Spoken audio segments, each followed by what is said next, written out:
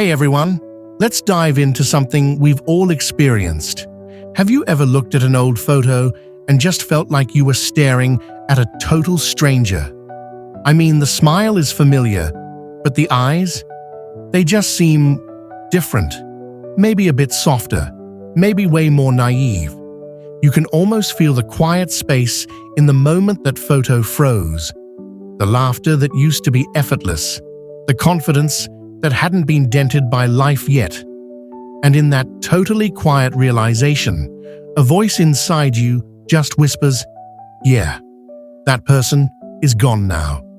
Listen, change doesn't happen the way we're told in stories. It's not some sudden thunderclap or a big dramatic aha moment. It kind of creeps up on you. It happens in the whispers, in the pause you take before making a call, in the tired sigh you let out without even meaning to. It's the day you finally stop chasing certain people, the way you no longer feel like you have to explain yourself over and over. And it's when your silence starts meaning peace instead of just admitting defeat. Transformation isn't an explosion. It's erosion, slow, patient. Something you can't see day to day, but it's as steady as the tide wearing down the beach. You start noticing it in these subtle ways. That old playlist doesn't hit the same way. Certain jokes just don't land anymore. You start craving solitude, not because you're down or anything, but because something inside you feels sacred now, a little precious, and definitely worth protecting. The world hasn't really changed, but your personal lens, your filter, has. The false self. Why we wore the mask. Do you remember being a kid, tiptoeing across a squeaky wooden floor, holding your breath just to keep the house quiet? You learned that silence kept the drama away. You learned to read the weather in the faces of the people who were supposed to look after you. Every little scowl, every huff, every slammed door was a code you had to break. And somewhere, in all that deciphering, you kind of vanished. You were that kid, or maybe someone like them. You learned early on that love wasn't a given, it had to be earned. So, you started shaping yourself like clay. You smoothed out the parts that got you in trouble. You hid the bits that drew too much attention. You learned to smile through the pain, to agree even when you disagreed, to become agreeable, helpful, and tiny, because safety lived inside approval. Psychologists call this the birth of the false self. It's not a character flaw, it's a survival thing.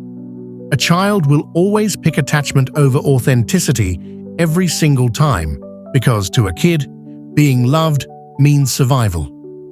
Years later, we label it as people-pleasing, perfectionism, or just plain burnout.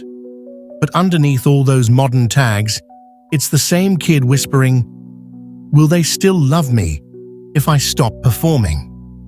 That's where transformation starts.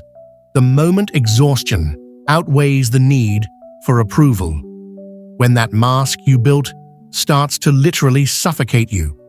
That's when something deeper, something older, begins to stir. Because the real you never actually disappeared. It was just quietly waiting for permission to exist again. The science and soul of change, rewiring your brain. Going through change feels so spiritual, right? Like your soul is shedding its skin. But under all the poetry, there's actual science quietly doing the work. Every time you repeat a thought, every time you react the same way, your brain is taking notes.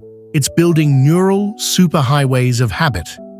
Neuroscientists call this neuroplasticity, your brain's ability to constantly rewire itself based on experience.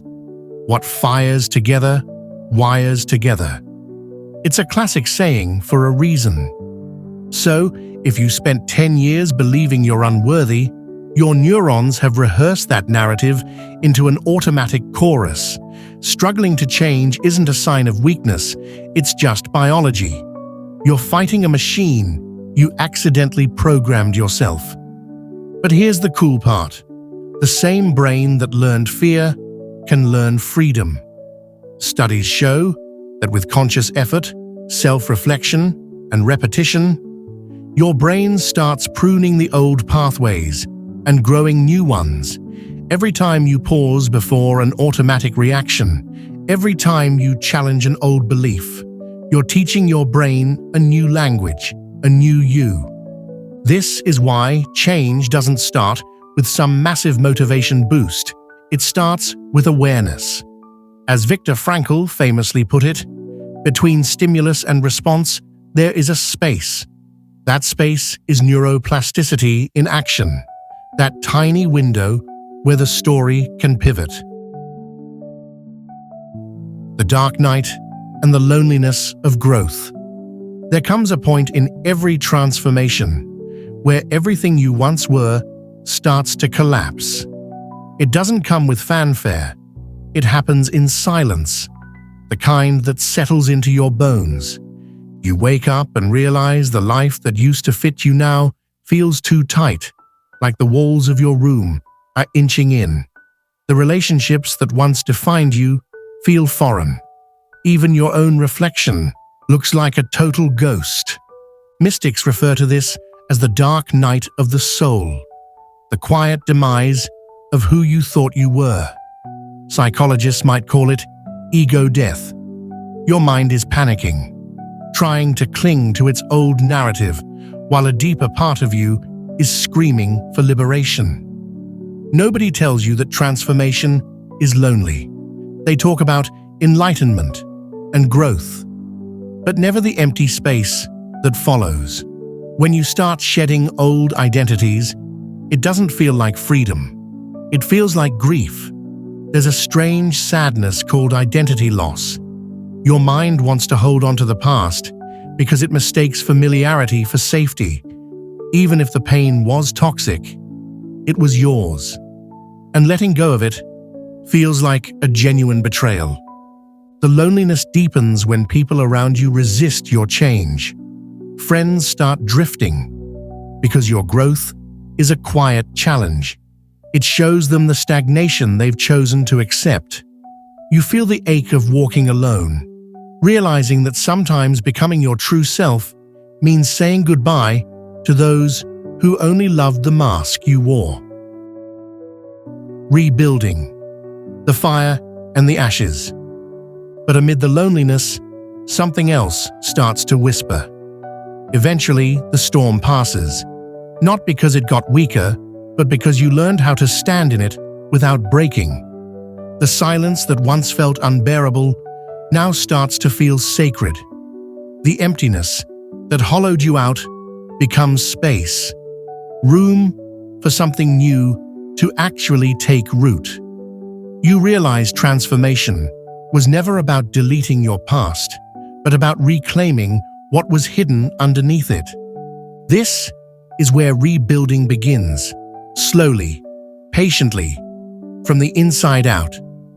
You start setting boundaries, not as walls, but as lines of respect drawn in the soil of your soul.